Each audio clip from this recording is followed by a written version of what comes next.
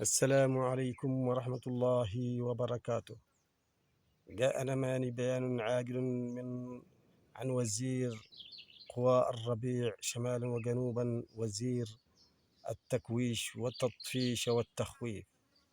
وأكد في بيانه لأمتنا: أنتم تدركون وتعرفون وتقدرون كم سعت جهودنا المبذولة في تأجيج هذا الظرف، لنقدم لكم أكبر ما تحلمون به من الرواتب ومن احتياجاتكم المعيشية التي سعيتم لها لإنجاء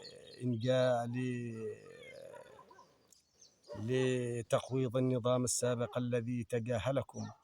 ونحن اليوم كما تعرفون كم بذلنا جهودنا في هذا العقد لنجعلكم أكثر ابتسامة وسعداء، وأكثر شعوبا حضارة وتقدما وازدهارا.